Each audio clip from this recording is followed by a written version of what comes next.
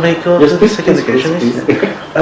The second question was, could we say that in this particular century we have been witnessing a kind of competition between visible men and invisible God? That was the first part. No, in my opinion, here too, the question is to be modified slightly.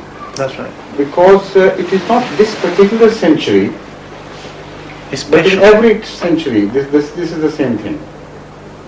This question which you have asked wants me to answer the significance of a struggle between the visible and the invisible in this particular century. While according to the Holy Quran, this is a constant feature. Go as far back in history as you can. The ratio of the struggle, the constant of the struggle between visible and invisible, or the coefficient would remain the same. It won't change. Even in Pharaoh's time, this is what he said. Where is your God? I don't see anything. Oh Haman, he said, build me a tall tower, and I'll ascend that tower and see if there is any God, as Moses tells me. So as far back as the Pharaoh's time, this relationship between the visible and invisible, this struggle between the visible and the invisible, remained the same. In this case, I go to the next part of the question, because you answered it in a positive way. Who is the referee in this competition? Referee, now, a referee can only be the one, a fair referee, who has a vantage point of absolute vision, who knows the inside out things, and who is competent to judge. Because referee, the concept of referee is timeless and spaceless. It has to be a referee, true referee, I mean, the ideal referee, has to have certain qualities, whatever time of history it be when we search for a referee. Even at the time of Pharaoh, again, a referee had to have the same qualities as a referee of today.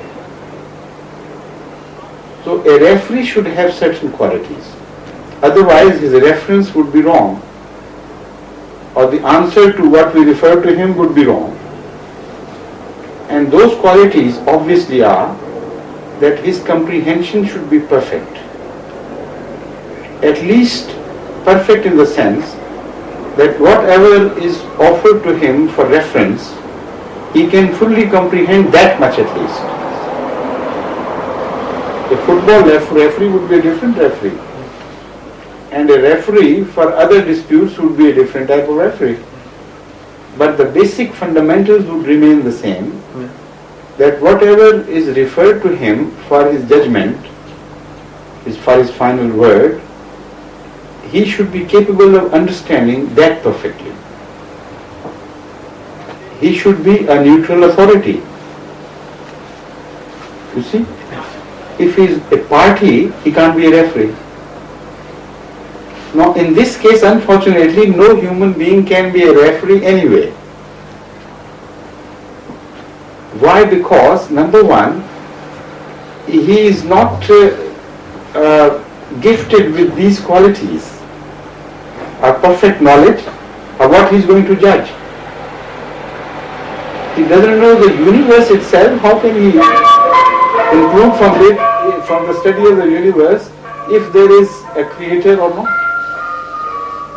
And secondly, he has to be a party. Either he is an atheist or a believer in God. A human being has no third position. Either he believes in God or he does not believe in God. If he believes in God, then he is a referee, a part in favor of that party. If he does not believe, is the referee in favor of the other party. So the only referee that we can find is a limited referee for ourselves. The referee of our own conscience and our own mental capabilities. That referee can only lead us because we can follow him. It is our internal affair. If we follow him and we are helpless there, we must follow our own referee. We are made like that. But that referee is not binding upon anybody else. That is to say, his judgment is not binding on anybody else. So nobody else can give a reference to that referee. Only we ourselves. And the only perfect referee that can only be God. If the God does not exist, then there is no referee. If he exists, then the only referee is God himself, or those who speak on his behalf, if they claim that we have heard him speak. So then the reference would be changed to a different shape. Yeah. I mean, a new coloring would be added to this question. Then we will first judge whether what he claims is right or wrong, and how a representative of God should be judged. If we find out a dependable way of judging a representative of God, then he can be a referee to us.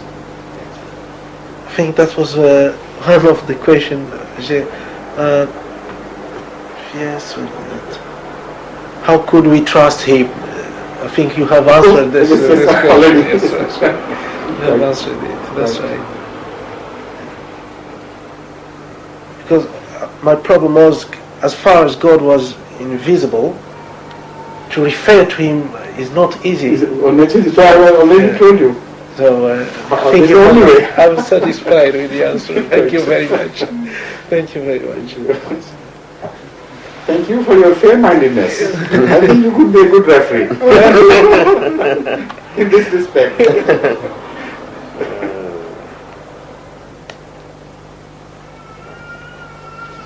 Any other questions? Yeah, well.